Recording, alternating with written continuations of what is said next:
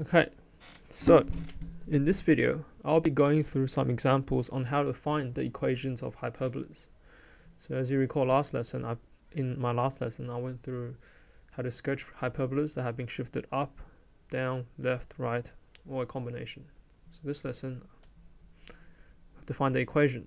Okay, so in this first example, as you can see, this is a basic parabola. What that means is there's no shifting left or right. So we can start by writing this. Y is equal to k over x. As you can think of this as the general form of a hyperbola where the asymptotes have not been shifted. Okay, so once we establish this, then what we can do is we can substitute the value that's given here, right? So we can substitute x for 1 and y for 5 because that's the x and y coordinates. So we can just say 5 is equal to k over 1. So then in this case, we multiply both sides by 1, so then k is equal to 5. Once we figured out what the k is, we can substitute the 5 back into the original equation and write the new equation. So then the new equation will be y is equal to 5 over x. So basically, when it comes to finding the equation of a hyperbola, write the general form, substitute the coordinate into the equation, find the value of k, and then substitute the k back into the equation. So this is our equation, okay? Now let's do another example. So as you can see, for this kind of hyperbola, you can still start with the general form, y is equal to k over x.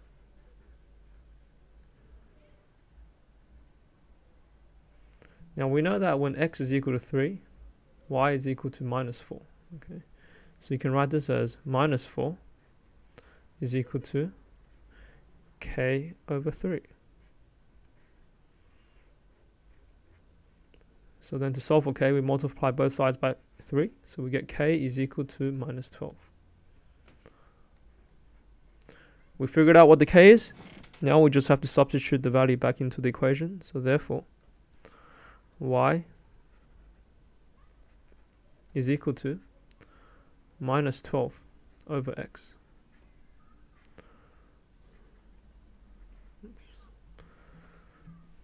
So if you minus 12 over x, okay, so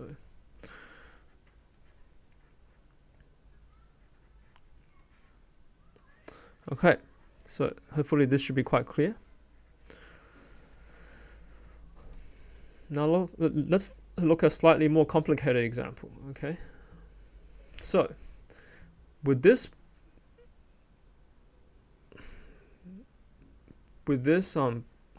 a hyperbola, so you can think of this as a shifted hyperbola. So we first know that the vertical asymptote is what? The vertical asymptote is x is equal to 2. Okay. Now we don't know what the horizontal asymptote is because it's not given to us. So what we can write this is, we can write the general form, so that would be y is equal to k over. Now because we know this is a hyperbola that's shifted right 2 units, so we can write this as x minus 2.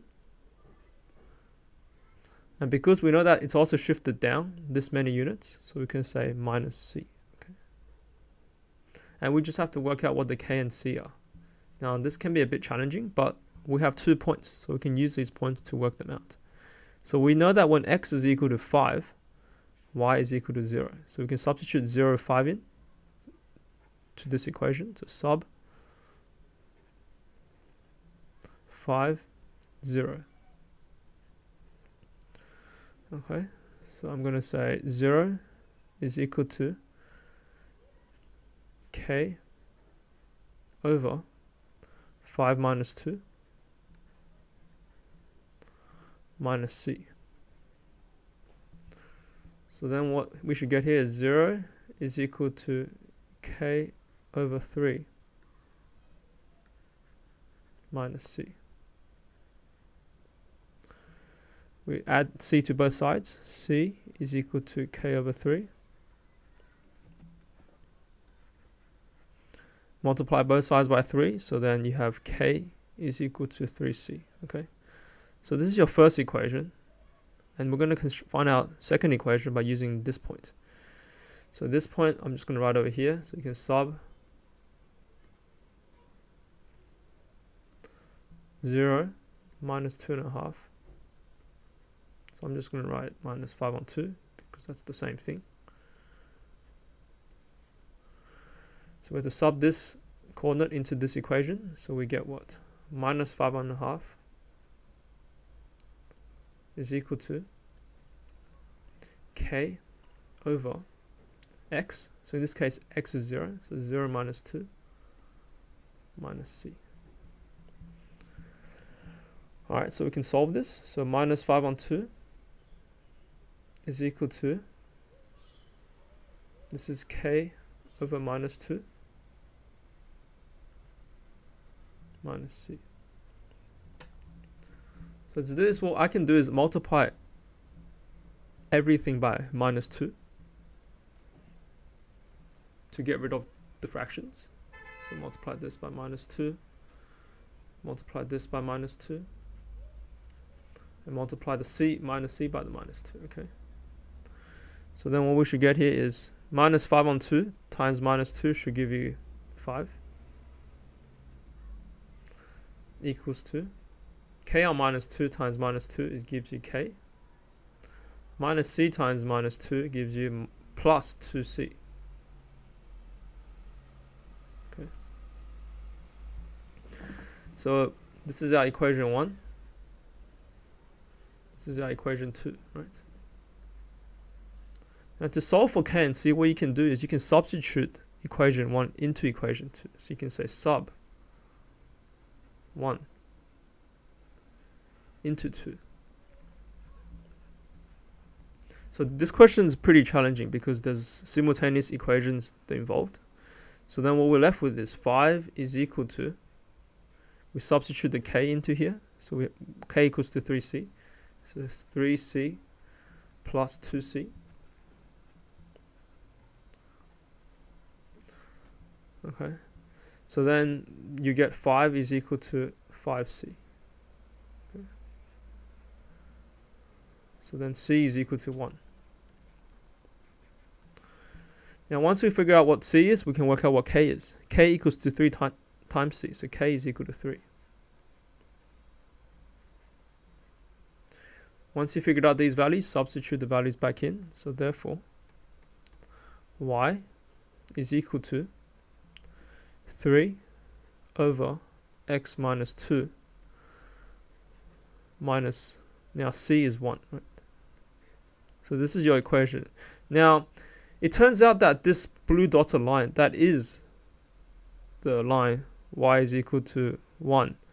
So I think maybe in this question they were meant to tell us that the asymptote is y is equal to minus 1, but they didn't tell us.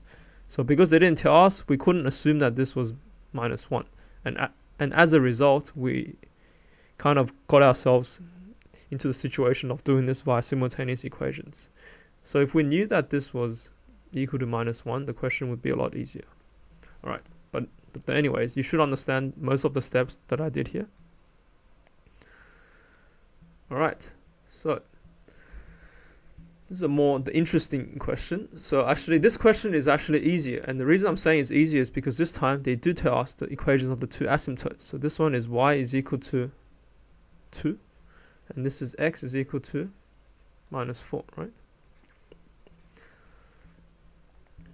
So now in order to write the equation of our hyperbola, so we know that the general form of a hyperbola that has shifted is y is equal to k x minus, because this hyperbola is shifted to the left 4 units, right? So we can write this as x plus 4. And it's also shifted up 2 units because, as you can see, the horizontal asymptote is shifted up 2 units, so you can write plus 2. So all we have to work out is one variable, k, rather than in this question we had to work out the k and the c. So that's why this question is actually more complicated. But I think the intention was that they tell us what this horizontal asymptote was. But it turns out that they didn't. So you can never assume anything in maths.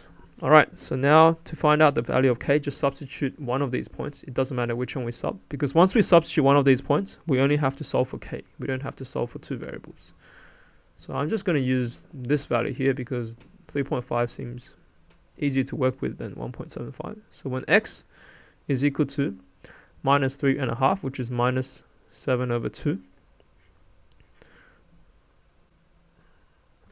Sorry, what I meant to do is I meant to substitute minus 3.5 as x and 0 as y. So when 0 is equal to k over minus 3.5 plus 4 plus 2. So 0 equals to k over, now minus 3.5 plus 4 is 0.5 plus 2. Now remember, anything divided by a half is the same as multiplying by 2. So that's equal to 2k.